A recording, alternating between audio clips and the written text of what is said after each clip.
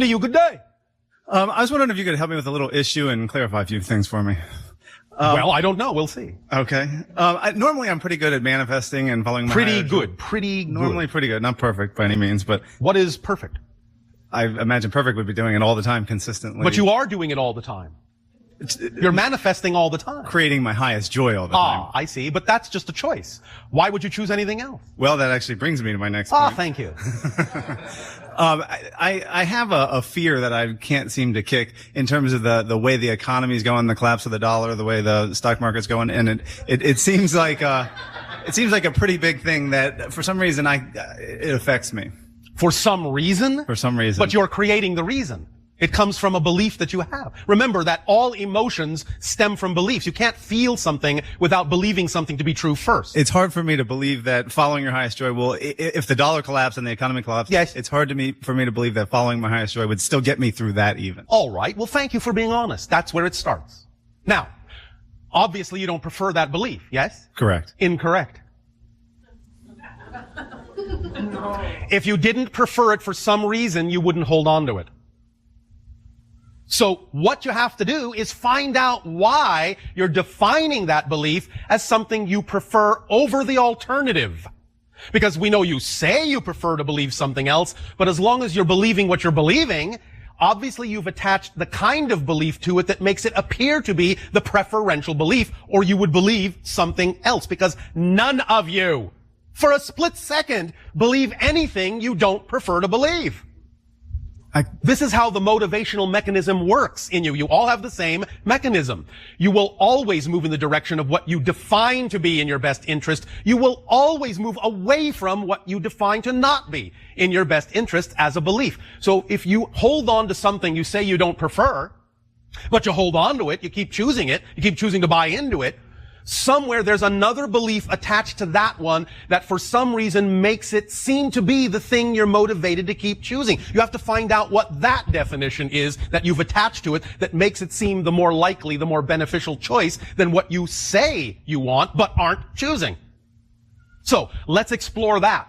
Okay. Sometimes, just to give you a head start, just to give you an example of how these things generally occur in the psychology of many Earth humans, is that even though they know they prefer something, they are afraid to move in that direction because they have been taught to have a greater fear of the unknown.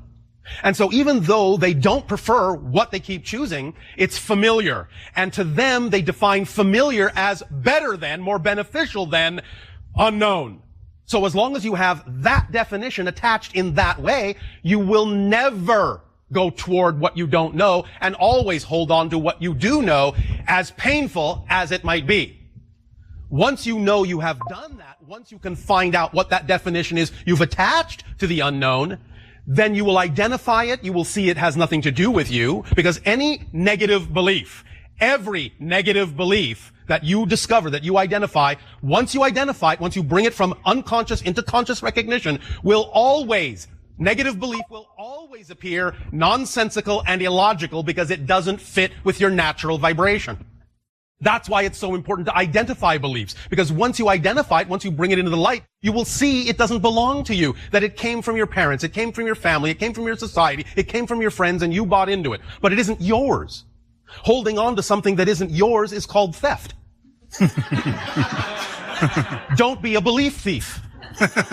Let go of what isn't yours. But the only way to know it isn't yours is to identify what it is, so that you will see it doesn't belong to you. And once you know it doesn't belong to you, you'll drop it.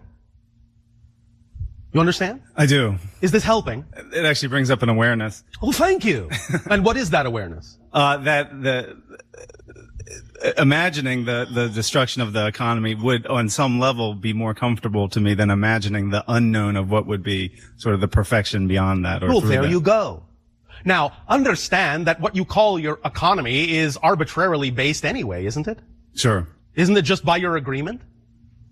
Sure. That it works at all? Isn't it just an imaginary game? This is worth that. Okay. Didn't it used to be rocks and bones and stones and feathers and beads and all sorts of things? Now it's coin and paper, so it's just arbitrary. It's just what you agree to. A more solid economy would be basing it on the people themselves. their skills and abilities and what they have to contribute to society. You'll get there. But the point is you don't have to worry about the collapse of the old system because that's what needs to happen if you're going to have new systems. The trick is to create the new systems now so they will be in place when the old ones crumble of their own dead weight, because they no longer serve you. So seeing them start to break up and dissolve is actually cause for celebration, because it means you're on the verge of allowing yourself to know that there are new systems you can implement. But the point is, take action and make those new systems. Invent them, create them, be creative, be active, take action for its own sake. Again, not as a means to an end.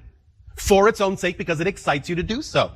If it excites someone to invent, to create, to talk about, to share ideas of new economic systems just because that's what excites them, then that's what's going to create the new systems, and the synchronicity will take care of the timing. The new systems, when you have exciting people doing things because they're excited about it, just because they're excited about it, the timing will take place within the synchronicity automatically, and the new systems will be where they need to be, when they need to be there, when the old systems no longer serve you.